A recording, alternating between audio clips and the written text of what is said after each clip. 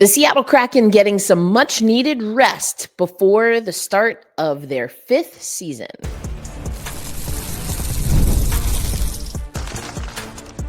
You are Locked On Kraken, your daily podcast on the Seattle Kraken, part of the Locked On Podcast Network, your team every day. Hey, Seattle hockey fans, welcome to another episode of Locked On Kraken, part of the Locked On Podcast Network. We bring you your favorite team, the Seattle Kraken, every single day. Erica L. Ayala here, your host of Locked On Kraken, an accredited media member for Milano Cortina. That's right. I'm headed to the Olympics, as too, I believe, will be some of your Kraken favorites. As to, I believe, will be some Kraken players that we'll talk about. Today's episode of Locked On Kraken brought to you by our friends over at FanDuel. Head over to FanDuel.com to download the app. And if you win your first $5 bet, you can get up to $300 in bonus bets. All right, a little bonus rest for the Seattle Kraken. On yesterday's episode, you heard me talk about rest and recovery as part of the Kraken's mantra, especially thinking of back-to-backs. However, ultimately, Lane Lambert wants this team to be a no excuses team when it comes to back-to-backs, but he does lean into the rest and recovery of it all. I think that's huge. He's tried to bake in some things and elements into the program here as we are wrapping up preseason. We've pretty much wrapped up preseason. We have wrapped up preseason games. There will be some practices, including Saturday. That's the first time the team will return to the ice after their most recent game. They did get the win against Edmonton, but a very different Edmonton team than they will see in the regular season. And there was a little bit of sloppy play. We've talked about that a little bit. But overall, I like this idea. And I hope that the Kraken can find the right balance between attacking and rest. We've talked about it before, time and time again, that this Seattle Kraken team under Dave Haxtell in particular was always resting, but never looked completely game fit in my estimation. That's a hard thing to navigate, especially when you're dealing with injuries, but I call it like I see it, you know what I'm saying? And there were just times where I was like, I don't know about this team. But now we have a team where I think they have really attacked training camp, but we're seeing injuries. And so injuries are part of hockey. I know a lot of you have been looking, especially on our YouTube chat, not really liking all of the injuries early that we're seeing from the Seattle Kraken players here. And that's completely understandable. You don't want to see so many key injuries early. It has impacted our ability to really evaluate and assess special teams, which you never really want to see. So I think the rest will be good. It sounded like maybe there was some team building that was going to be involved in some of this early rest that the Seattle Kraken had. I think there were also some organizational things that were happening with season ticket holders, things of that nature. And so, I hope that this rest means that we'll get a better look at some of the guys that have been out maybe in practice. We've seen Stevie at practice. McCann has hit the ice a time or two.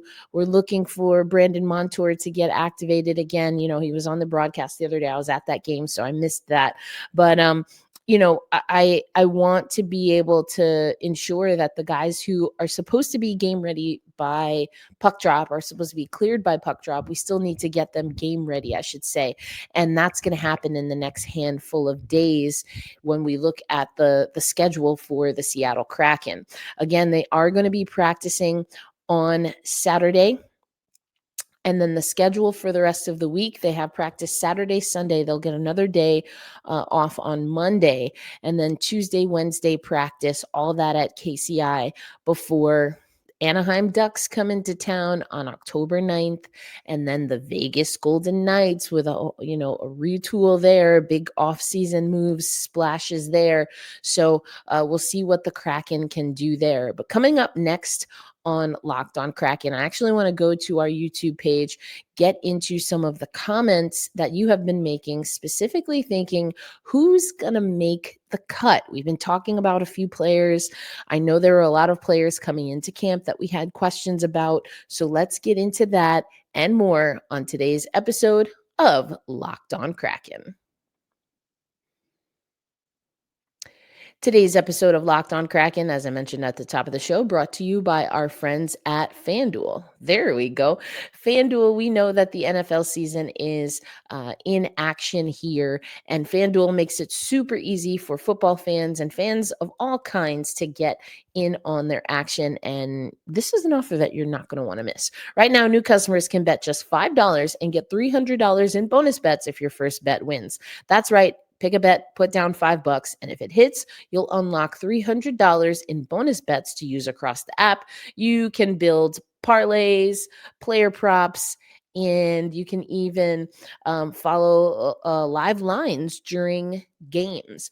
Whether you are just kind of keeping an eye on your fantasy team or your favorite team in real life, you can do everything that you want to do at FanDuel, which makes the game day experience so much better. So what are you waiting for? Visit FanDuel.com to download the FanDuel app today and get started.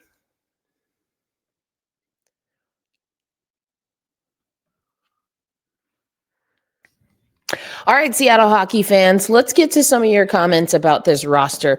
Also, want to let you know that top 100 list we've been talking about. Oh, yeah, we're going to get into that really soon. That will come up next week. We'll get into that ahead of the regular season. Top 100 players as voted on by your Locked On NHL hosts. Let's see if they got it right. But let's go to some of your comments. Talking about Winterton, talking about Newman, talking about Catton in particular. Oscar Fisker Molgard is another player I think could be interesting. But let's hear what some of you over on YouTube had to say. We have one saying Newman will make the team. That's almost 100%. I pretty much agree there. I know we've talked about it. I talked about it on the most recent episode just because he just seems, he looked really good. We heard Lane Lambert say that in a game where he wanted guys to step up and show what they've got, that's what Winterton did. I mean, I'm paraphrasing there. But I think that, Newman is a guy that we will see. And let's see, other people talking about Jani Newman, as well as, of course, Ryan Winterton. Winterton made a great case, Juan says, but I think Cartier will take it unless we see injuries and stuff. That's interesting. I never thought of Cartier and Wintz necessarily directly competing, but I do think that makes a lot of sense. I've been a little worried about Cartier. I know we talked about it in the offseason, but I did have an exclusive interview with him post preseason game from the locker room. We had that on the last episode. And, Carts seems pretty locked in. Lane Lambert has mentioned Cartier. He's been asked about him as well, but he's mentioned Cartier, and I think he likes his game. It's looking like fourth line minutes for Carts again, but can he be even more solid? I think so. Catton will be sent down, Juan says. He got bullied in his last game, I felt, and some of the calls against him were questionable, felt like he wasn't comfortable with the pace and couldn't handle physical battles. Now, he had a lot of people on TikTok also respond to that and say, hey, those are stick penalties. Those are easy to clean up. Yes, absolutely. They are stick penalties, easy to clean up. And that's effectively what we heard from Lane Lambert. But I agree with what Juan is saying here, and that the stick penalties for me, and I was talking with some folks after the game from the Kraken Media Corps about this. And to me, stick penalties likely do mean, like Juan is saying, that there's the physicality battle and also just the speed that Catton isn't quite ready for. I do think that he has a good chance, though, of being someone who we see around for a little bit, a la what we saw with Shane Wright, give him as much time as possible. Maybe the injuries help that a little bit, but how realistic is it that he's going to get playing time?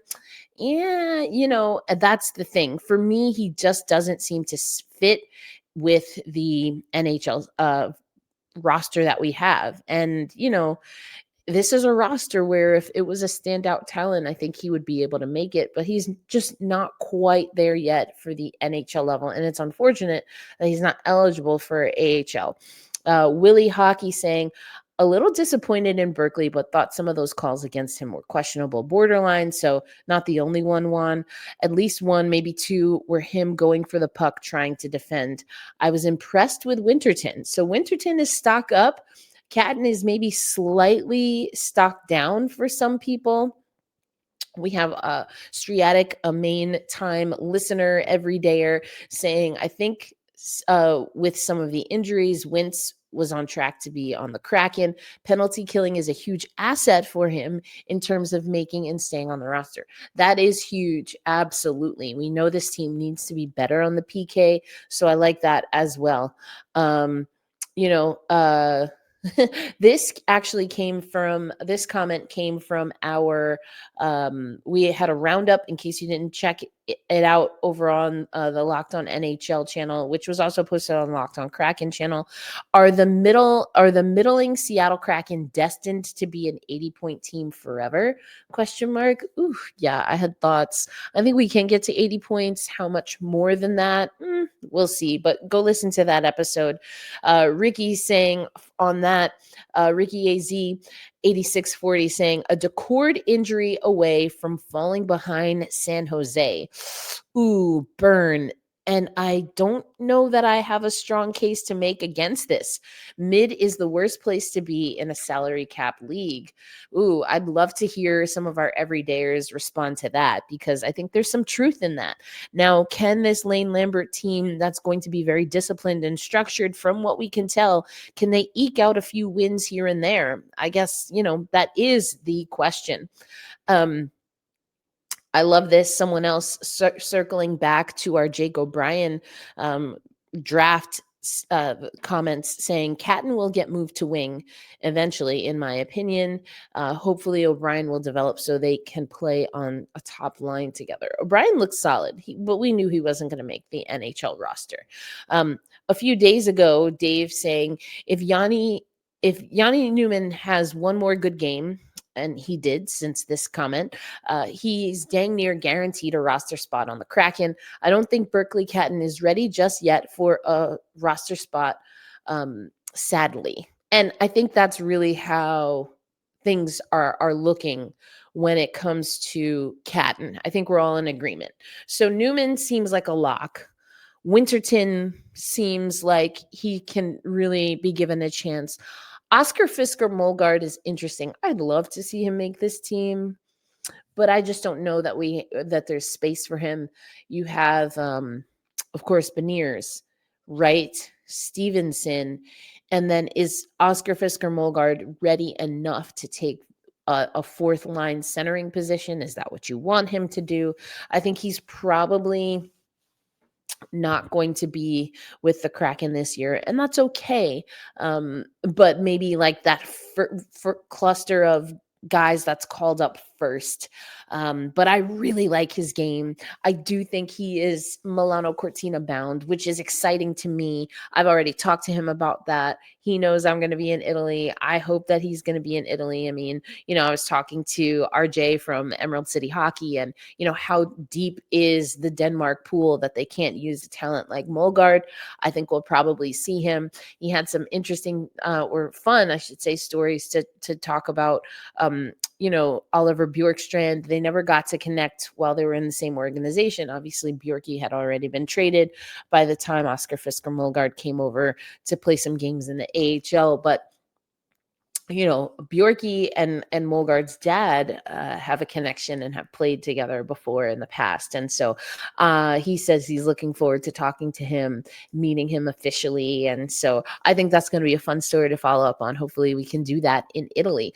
But, who are the other players that you see, or that we should keep an eye on. I think it's going to be interesting to see what happens defensively. We've got Evans, Vince Dunn day to day.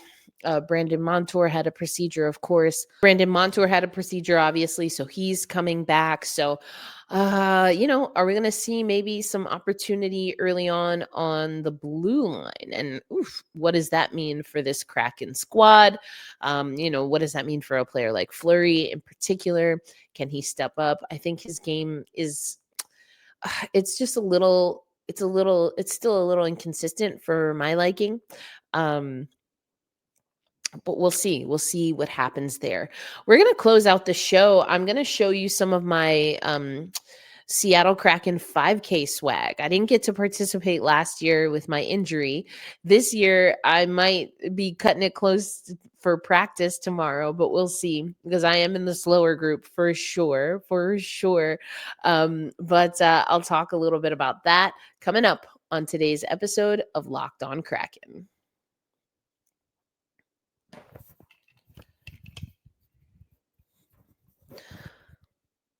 Thank you, as always, for joining us on Locked On Kraken. If you are watching on YouTube, then you are in for a treat.